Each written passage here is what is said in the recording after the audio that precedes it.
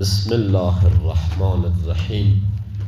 سورة یوسف علیه السلام، آیه مبارکه 79 الی 86، صفحه 245. اعوذ بالله من الشیطان الرجیم. بسم الله الرحمن الرحیم. قال معاذ الله أن نأخذ إلا من وجدنا متاعنا عنده إنا إذا لظالمون. فلما استيئسوا منه خلصوا نجيا قال كبيرهم ألم تعلموا أن أباكم قد أخذ عليكم موثقا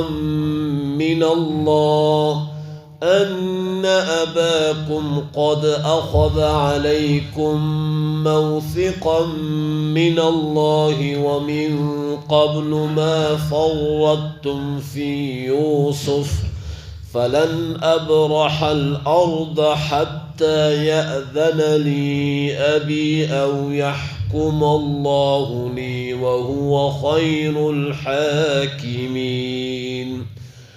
ارجعوا إلى أبيكم فقولوا يا أبانا إن ابنك سرق وما شهدنا إلا بما علمنا وما كنا للغيب حافظين.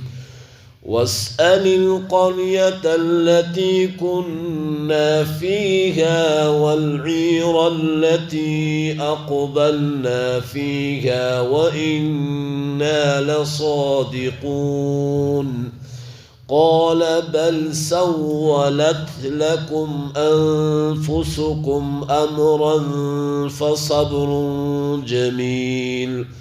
عسى الله أن يأتيني بهم جميعا إنه هو العليم الحكيم.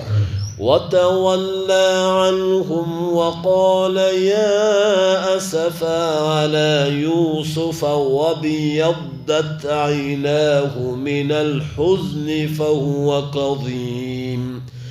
قالوا تالله تفتأ تذكر يوسف حتى تكون حردا أو تكون من الهالكين. قال إنما أشكو بثي وحزني إلى الله وأعلم من الله ما لا تعلمون. صدق الله العظيم. الحمد لله والصلاة والسلام على رسول الله صلى الله عليه وسلم وعلى آله وأصحابه ومن والاه. سبحانك لا علم لنا إلا ما علمتنا إنك أنت العليم الحكيم.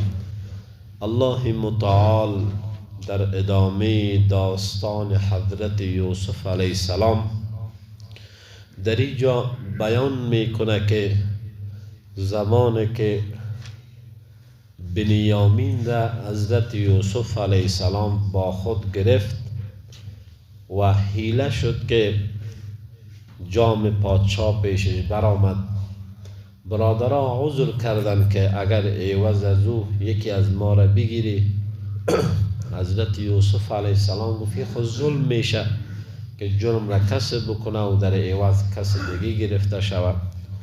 و برادرها با هم مشوره میکنن و ناامید میباشند.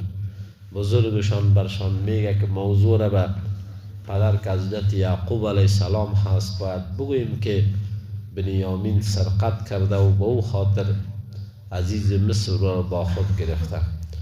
زمانی که موضوع را به حضرت یعقوب علیه السلام میرسانند، یعقوب نبی میگه باز هم نفستان برتان کارتان را مزین ساخته و من صبر جمیل میکنم.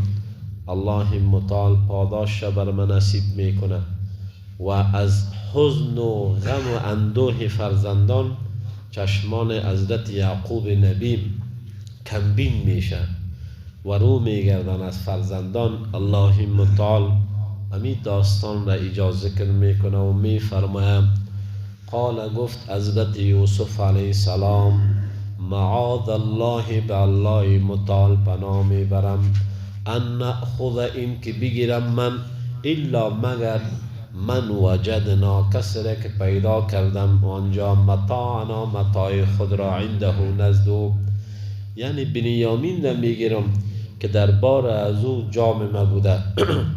اینا اذا لظالمون اگر عوض بکنم آنگاه از جمله ظالما میشم.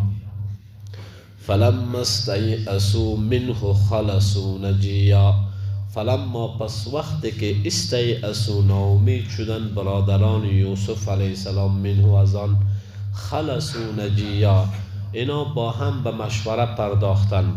قال گفت کبیرهم کلان از اینا که رومین نام داشت علم تعلموا آیا نمیدانید ان اباکم که به تحقیق پدر شما قد اخذ علیکم گرفت از شما موثقا من الله عهد محکم از جانب الله که باید در حق بنیامین خیانت صورت نگیره.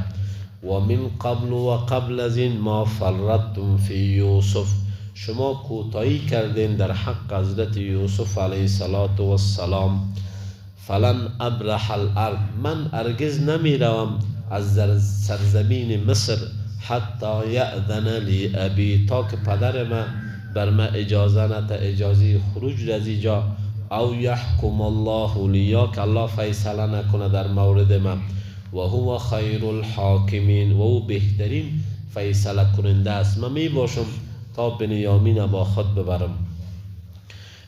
برادر کلان به اینا میگه که ارجعوا بروین شما الی ابیکم به سوی پدرتان، فقولوا پس بگوین برای پدر که یعقوب نبی هست یا ابانا ای پدر ما این ابنک سرق فرزند تو دزدی کرده و ما شهدنا و ما گواه هستیم الا بما علمنا با آنچه که به ما علم آموخته شده و ما کننا نبودیم ما للغیب حافظین برای آنچه که غیب بود حفاظت کننده، یعنی با تو تعهد کردیم اما غیب را نمیفهمیدیم که چی میشم.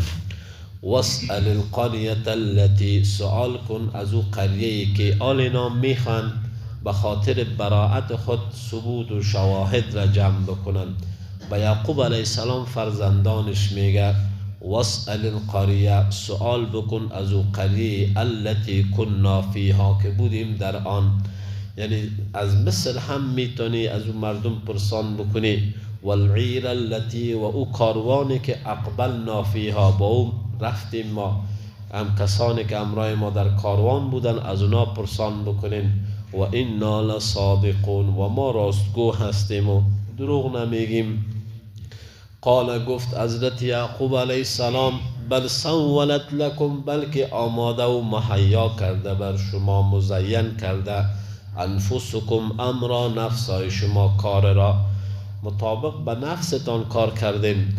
فصبر جمیل پس صبر جمیل میکنم صبر که دو او ناله نبوده باشه.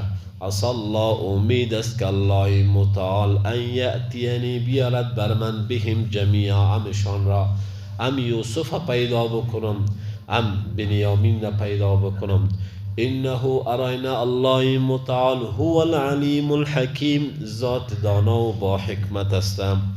و تولا عنهم و رو گشتان از فرزندان یعقوب علیه السلام. و قال گفت یا اسفا و علی یوسف بر یوسف آه و ناله داشت که یوسف یادش آمد. و بیدت عیناه و صفی شد چشمان حضرت یعقوب علیه السلام من الحزن از حزن فهو کظیم و دلش پر شد، یعنی فرزندانش در ذهنش آمد. قالو گفتن فرزندان تالله قسم از بالله متعال تفتأ تو تذکر یوسف حتی تکون حردا، یاد میکنی تو همیشه یوسف را تا زمانی که مریض شوی، او تکون من الهالکین یا از هلاک شدگان شوی. چرا خود را اذیت میکنی؟ قال گفت حضرت یعقوب علیه السلام انما اشکو اراینما شکوت خود را، شکایت خود را، بثی و حزنی پریشانی و غم خود را الی الله به الله میکنم، و اعلم و میدانم من الله از جانب الله متعال ما لا تعلمون چیز را که نمیدانی. بعدا ادامه داستان ذکر میشه که موضوع آشکار میشه که اینا در حق یوسف علیه السلام خیانت کرده بودند. و آخر دعوانا ان الحمد لله رب العالمین.